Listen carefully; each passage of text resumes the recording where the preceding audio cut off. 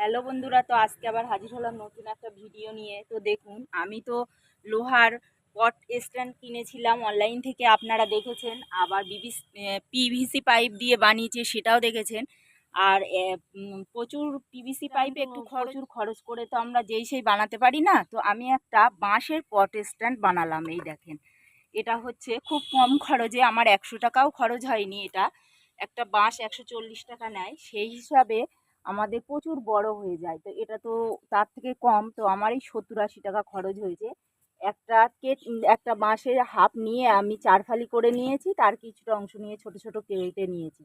তা এই পট স্ট্যান্ডগুলোও কিন্তু 2 বছর আরামসে চলে। এরকম আমার বাঁশের পট স্ট্যান্ড কিন্তু বানানো আছে। তো এরকম আপনারাও বাড়িতে কম খরচে বানিয়ে ফেলতে পারেন। আমি এগুলোকে একটা একটা করে দেখে দেব আরামসে কত সুন্দরভাবে।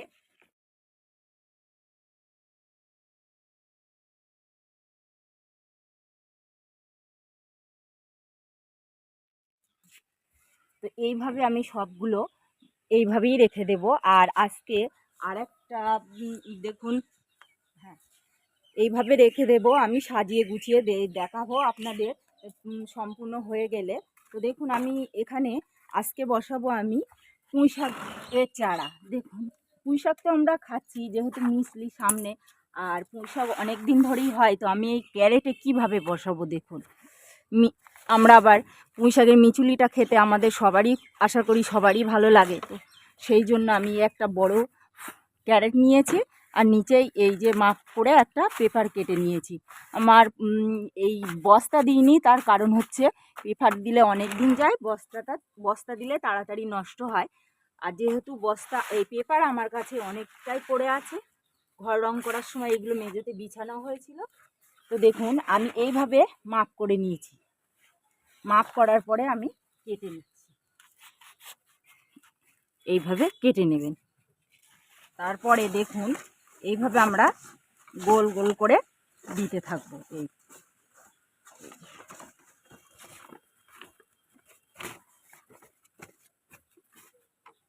এই দেওয়া হয়ে গেছে।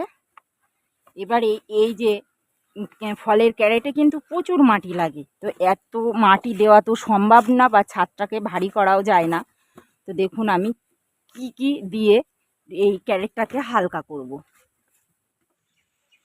দেখুন, এরপরে আমি নিচেই দিয়ে দেবো পাতা। আমি নিচেই দিয়ে দিচ্ছি পাতা।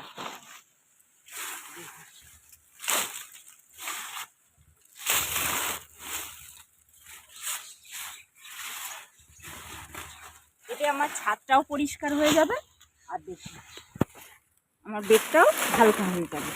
আর দেখুন, আমি একেবারে 4টে খুঁটিও এই সঙ্গে বসিয়ে নিচ্ছি।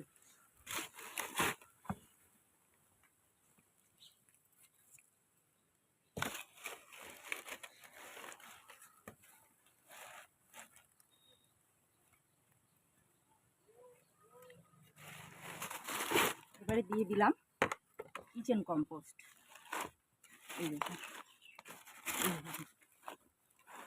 এই কিচেন কম্পোস্টে কিন্তু চায়ের গুঁড়ো, ডিমের খোসা, পেঁয়াজের খোসা, রসুনের খোসা, কলার খোসা সব কিছুই আছে। তারপর দিয়ে দেব যে বরবটি গাছ বসিয়েছিলাম, সেই বরবটি গাছে, তো আগে বরবটি গাছে আর বরবটি হচ্ছে না, তো সেই মাটিটাকে আমরা এবারে দিয়ে দেব। এতে কিন্তু প্রচুর পরিমাণ খাবার আছে, যেহেতু পাতা পচা সার আর কিচেন কম্পোস্ট দিয়েই এই গ্রো ব্যাগটা তৈরি করা হয়েছিল। আর বিশাল হালকা মাটি, এই যে মাটিটা আমি দিচ্ছি।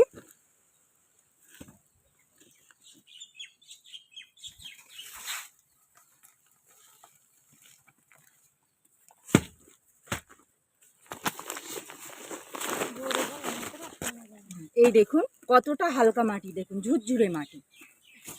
তা আমরা যখন এই সবজি ক্যারেট থেকে পুঁইশাক গাছ তুলবো, পুঁইশাক হয়ে যাওয়ার পরে আমরা কিন্তু তখনও এরকম হালকা মাটি পাবো, কারণ কিচেন কম্পোস্ট দেওয়া আছে, আর তার সঙ্গে দেওয়া আছে পাতা পচা এই পাতা।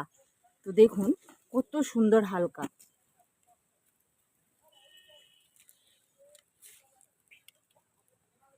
দেবো ফিরোডান। ফিরোডান কেন দেব? পুঁইশাক গাছে কিন্তু আমরা যেটাকে বলি মেজরো পোকা লাগে, আর মানে পুঁইশাকের ভিতরে লাল লাল হয়ে যায়, আর পুঁইশাকের উপরে কিন্তু ছোট ছোট আলুর মতো হয়। তো সেক্ষেত্রে পুঁইশাক গাছ কিন্তু দ্রুত নষ্ট হয়ে যায়। এই দেখুন চেপে চেপে দেবেন। তো সেই জন্য আমি ফিরোডানটা ব্যবহার করছি।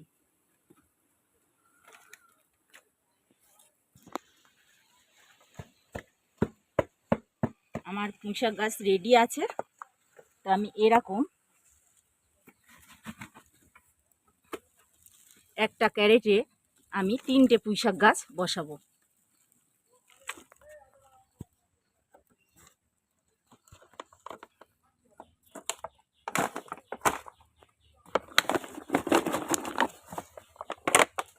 দেখেছেন এই কিচেন কম্পোস্ট। দেখুন আমার মাচা দেওয়া হয়ে গেছে। তো এইভাবে আমরা মাচা কিন্তু খুব সুন্দরভাবে ট্রেতে তৈরি করতে পারি। পরে আমি অবশ্য আবার সাইডে বাড়িয়ে দেব, পরের ভিডিওতে দেখাবো যে কত সুন্দর হয়েছে। আর আপনারা এই গোড়ার পাতা কিন্তু পরিষ্কার করে দেবেন। এই দেখুন আমি এই গোড়ার পাতাগুলো ভালোভাবে পরিষ্কার করে দিচ্ছি।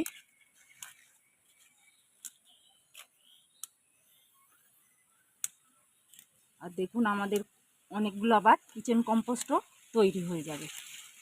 ছাদ বাগান থেকেই আমরা কিন্তু জৈব সার খুব সহজেই পেয়ে যেতে পারি। মাটিও কম লাগবে, আর একবার কষ্ট করে মাটি ছাদ বাগানে তুললে আর কিন্তু আমাদের বেশি কষ্ট করতে হয় না মাটি তোলার জন্য।